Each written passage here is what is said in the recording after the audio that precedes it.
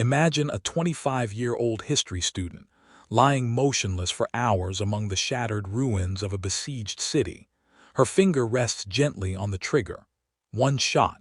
A German officer hundreds of meters away drops silently. She doesn't celebrate. She simply works the bolt, finds the next target, and fires again. By the end of the war, this quiet, determined woman would have 309 confirmed kills, including 36 enemy snipers who came to hunt her. The Germans feared her so much they put a bounty on her head and gave her a name that still echoes through history: Lady Death. This is the true story of Lyudmila Pavlichenko, the deadliest female sniper who ever lived. A woman who refused to stay on the sidelines when her country needed her most. Stay until the end, because her journey takes her from the blood-soaked hills of Sevastopol all the way to the White House itself. Lyudmila Mikhailovna Pavlichenko was born on July 12, 1916, in a small town in Ukraine. From the outside, she was like any other bright young woman of her time, intelligent, ambitious, full of dreams. She moved to Kiev to study history at the university. She loved books, poetry, dancing. Friends described her as gentle, kind, even shy, but Lyudmila had fire inside her. At 14, she worked in a factory and joined a shooting club in her spare time. She wasn't forced, she chose it. And she was extraordinary.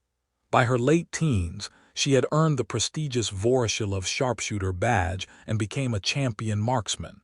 She could hit targets others thought impossible. When people asked why a pretty young woman wanted to shoot rifles, her answer was simple and fierce: "I want to prove that a woman can be just as good as any man." Little did she know, the world was about to test that belief in the most brutal way imaginable.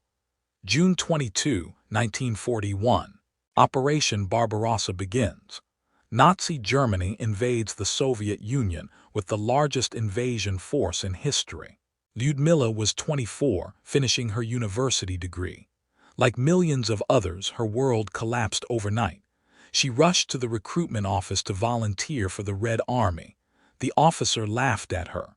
"We need nurses, cooks, secretaries, not girls with rifles." Lyudmila pulled out her sharpshooter certificate. The officer stopped laughing. She was assigned to the 25th Chapliev Rifle Division and sent to defend Odessa. Her first kill came soon after. She later said she felt nothing, only the cold realization that war had changed her forever. But she didn't hesitate. She knew every German she stopped was one less who could harm her people. In the hills around Odessa, Lyudmila began to hunt. And the legend of Lady Death was born. After Odessa fell, Lyudmila's unit was sent to the Crimean Peninsula to defend the naval fortress of Sevastopol. The siege lasted 250 days. It was one of the bloodiest battles of the entire war. Here, in the rubble and chaos, Lyudmila truly became Lady Death. She operated in pairs with a spotter, moving silently through destroyed buildings. She learned to wait, sometimes all day, for the perfect shot.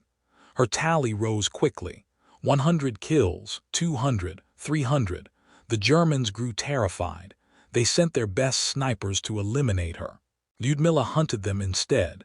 36 confirmed enemy snipers fell to her rifle. Soviet propaganda began calling her Lady Death. German radio broadcasts warned their troops about the deadly Russian woman in Sevastopol. She was wounded 4 times, shrapnel, concussion, but each time she returned to the front. By the time Sevastopol finally fell in July 1942, Lyudmila had 309 confirmed kills. She was 26 years old, but behind the legend was a woman who paid a terrible price. During the defense of Odessa, Lyudmila met and fell in love with a fellow sniper, Junior Lieutenant Alexei Kitsenko. They married on the battlefield. Their happiness was brief. Alexei was mortally wounded in combat.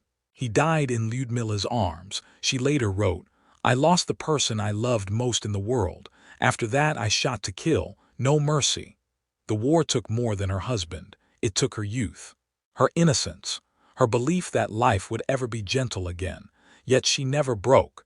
She channeled her grief into unbreakable determination.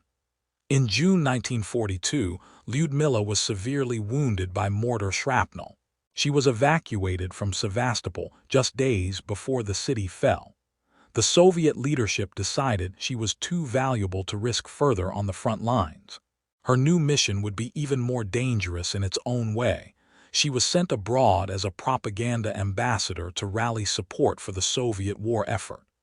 In 1942, Lyudmila traveled to the United States, Canada, and Great Britain. She was the first Soviet citizen invited to the White House by President Franklin Roosevelt. American reporters expected a tough, masculine soldier. Instead, they met a beautiful, soft-spoken 26-year-old woman. One reporter asked her about makeup and fashion in war. Lyudmila's famous reply, "I wear my uniform with pride. I have killed 309 fascist invaders. Gentlemen, how many have you killed?" The room went silent. She became close friends with First Lady Eleanor Roosevelt, who invited her to tour America. Lyudmila spoke to huge crowds, factory workers, women's groups. She helped raise millions in war bonds. Woody Guthrie wrote a song about her. American women formed sniper schools inspired by her. She had become more than a soldier. She was a global symbol of resistance. After the war, Lyudmila finished her university degree and became a historian. She was awarded the title Hero of the Soviet Union, the highest honor possible. She lived quietly, raising her son, rarely speaking of the war. She passed away in 1974 at age 58, but her legacy lives on. Lyudmila Pavlichenko proved that courage has no gender, that one determined person can change the course of history, that even in the darkest times, the human spirit can shine brightest. She wasn't just the deadliest female sniper who ever lived. She was a daughter, a wife, a scholar, and an unbreakable warrior. Thank you for watching the incredible true story of Lady Death. If this moved you, hit like, share with someone who needs to hear it, and subscribe for more stories of forgotten heroes from World War II. Who should I cover next? Vasily Zaitsev in the Stalingrad sniper duel, the top German sniper, or a top 10 deadliest snipers list? Comment below. I read every one. Stay strong, and I'll see you in the next one.